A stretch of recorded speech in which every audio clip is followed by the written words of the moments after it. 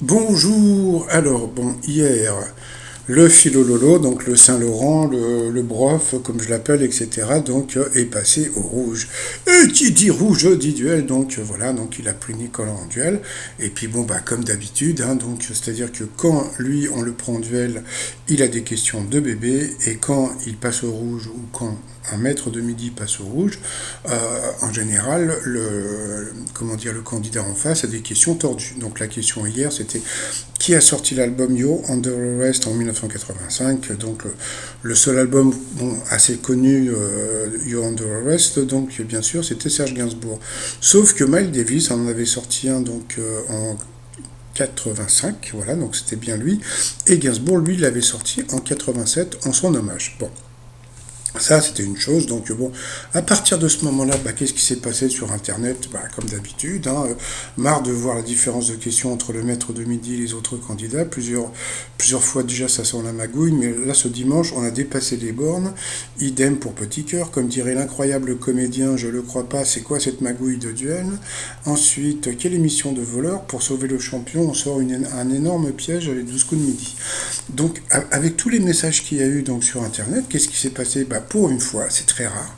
Et ben, toc, Voici a sorti l'info en disant voilà, les téléspectateurs furieux du coup de pouce donné au maître de midi. Idem pour Public. Voilà, c'est honteux, furieux, les téléspectateurs des 12 coups de midi accusent la production et Jean-Luc Reichmann, attention, et Jean-Luc Reichmann de tricherie. Et ça, c'est très grave, parce que je vais vous dire pourquoi c'est très grave. Parce qu'il y a énormément de gens qui regardent les 12 coups de midi, qui font confiance en Jean-Luc Reichmann. Et c'est là où ça me fait de la peine pour tous ces gens, c'est que ces gens, si Jean-Luc Reichmann leur dit, mais non, non, non, c'est aléatoire, il y a plein de gens, même sur ma chaîne, il y a des gens qui pensent que le jeu est honnête. Vous voyez ce que je veux dire? Donc voilà, mais bon, bon moi je m'en fous. Hein. Donc moi j'ai l'habitude, donc voilà, donc bon alors pour en revenir donc au jeu, donc à la base donc il faut savoir que bon jusqu'à présent, eh bien donc par rapport à la première question du coup d'envoi, eh bien, c'est grâce à Paul que enfin la production a pu dire oui oui bah, c'est vrai la première question est facile voilà, mais si Paul n'avait pas sorti le truc, il serait parti encore en disant non non c'est une question c'est aléatoire, d'accord, bon donc voilà. Ensuite au coup par coup, si vous regardez vraiment donc les questions du coup par coup, comme c'est le maître de midi qui commence les questions, quand vous regardez, eh bien, je ne sais plus combien il y a de questions, 6 ou je sais pas quoi, eh bien, toutes les questions jusqu'à l'avant-dernière, eh bien, ce sont des questions faciles et après, il y a deux questions difficiles. D'accord. Bon. Après, par rapport au coup fatal, bon vous regardez ma chaîne, hein, vous verrez que, bon, le maître de midi a des questions, comment dire, qui vont dans son sens, et puis le candidat, toujours des questions difficiles. Mais bon, comme dirait l'autre, on a l'habitude. Et puis bon, les coups de maître, on s'en fout, hein, c'est une question de fric. Donc, comment dire, à partir de ce moment-là, après, c'est juste une question de, comment dire, de faire gagner de l'argent au maître de midi.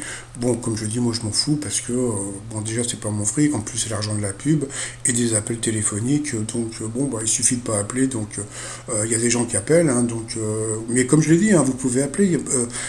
Comment dire, si vous appelez, vous vous faites pas arnaquer puisque vous pouvez vous faire rembourser. Mais moi, moi, comme je vous dis, moi, comment dire, par rapport, je sais plus, comment dire, aux vitrines, etc. Bon, je me rappelle, avant, je téléphonais, mais comme comment dire, je remplis jamais les feuilles pour me faire rembourser, donc voilà, donc j'ai fait cadeau comment dire, à la production, et comme on sait que Jean-Luc Reichmann touche un petit pourcentage sur les appels, bah, on va dire que quand j'ai appelé il y a je sais plus, quelques années, eh bien j'ai participé au paiement des impôts de Jean-Luc Reichmann. Mais bon, il faut savoir un truc, c'est que Jean-Luc Reichmann paye ses impôts en France, donc de ce côté-là, bon, pour moi, j'ai aucun problème avec tout ça, etc. Bon, passons. Mais bon, jusqu'à présent, donc là aujourd'hui, donc vous avez eu donc Voici et Public qui a sorti l'info. Bon, est-ce que les journaux télé vont avoir les couilles de relayer le truc, parce que bon, comment dire, en général, les journaux de télé, ils sont un petit peu, comment dire, pro jeux de télé, etc., puisque bon, ben, ils ont les interviews de TF1 en exclu, etc., etc., donc ils veulent pas avoir de problème, quoi. Donc, est-ce qu'ils vont avoir les boules d'en parler? Donc ça, on verra. Et après, le seul endroit où on peut en parler, bah, c'est ATPMP, hein, parce que les autres chaînes quotidien, ça fait partie du groupe, donc ils vont pas dire à quotidien, ah, ils trichent, bon, ça, ils vont pas le faire. Comment dire, c'est à vous, donc c'est pareil, c'est un genre de petit copinage. Lui, donc, c'est le susboule à 100% par rapport à Jean-Luc Reichmann, donc il va pas en parler. Les seules personnes qui pourraient en parler, c'est Mathieu Delormeau et Castaldi. C'est les deux qui ont des, comment dire, qui peuvent se balancer sur le jeu. Mais bon, après, à ce moment-là, donc on sait d'avance que Cyril Hanouna va sortir, oui, mais non, c'est un ami, c'est pas possible, non, non, non. Et puis en plus, ça fait partie du groupe, mon passons. Donc voilà. Donc après, bon, bah voilà, comment hier il a gagné 3000 balles. Bon, il faut juste savoir que, bon, il a gagné 1500 € en étant aidé. Je suis désolé, je ne connais pas beaucoup de gens sur ma chaîne, à moins que bon, à moins qu'il y ait des milliardaires qui gagnent 1500 € par jour. Vous voyez ce que je veux dire? Donc bon, et en plus c'est net d'impôts, hein, donc voilà. Mais bon, comme je dis, moi, ça, franchement, je m'en fous complètement de comment dire quand ils gagnent. J'aime bien gueuler parce que c'est mon côté, j'aime bien, voilà quoi. Bon, bon, c'est par rapport à ma chaîne, quoi. Mais sinon, bon, voilà. Donc bon, j'espère que ça va être un peu la fin ou sinon, faites des choses, qu'on ait l'impression qu'il n'y a pas, je sais pas, faites un peu comme les magiciens. Les magiciens, bah, comment dire, on sait que c'est de la triche, mais on le voit pas. Tandis que là, on a l'impression que, voilà quoi. Donc, je sais pas, c'est vraiment très bizarre. Puis, on a l'impression qu'ils s'en foutent. C'est-à-dire que tout le monde se rend compte. Donc, de toute façon, bon, les audiences cartonnent toujours. Pourquoi ça cartonne? Parce que bah, l'émission est agréable. Moi, si j'ai ma chaîne, c'est parce que l'émission est agréable. S'il n'y avait pas tout ce côté un petit peu magouille, ça serait vraiment une émission agréable.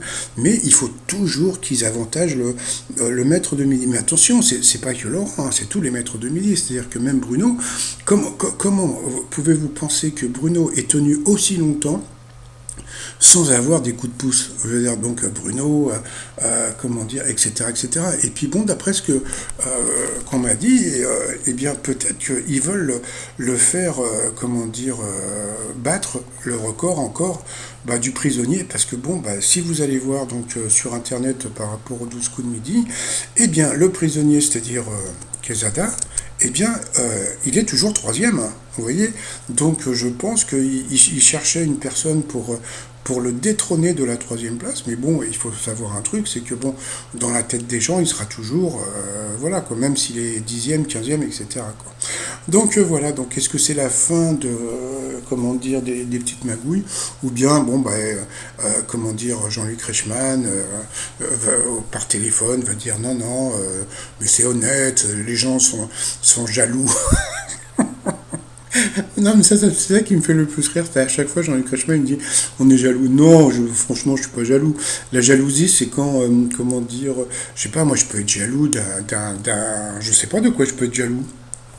Bah si, comme je vous l'avais déjà dit, j'étais jaloux de Jean-Luc Reichmann parce qu'il avait tourné avec une actrice que j'aimais beaucoup, Pause Café, là, et puis qu'il était parti en course, voilà. Donc, sans barre, je suis allé, ça, bon, sans plus, quoi. Donc, voilà. Bon, bah sinon, bah moi, je vous dis à tout à l'heure pour mon petit résumé des 12 coups de midi, et puis, bah on va voir ce soir si à TPMP, il parle de, comment dire, des 12 coups de midi, mais bon, on va voir si ils vont avoir des coronesses. Allez, à tout à l'heure, bye bye.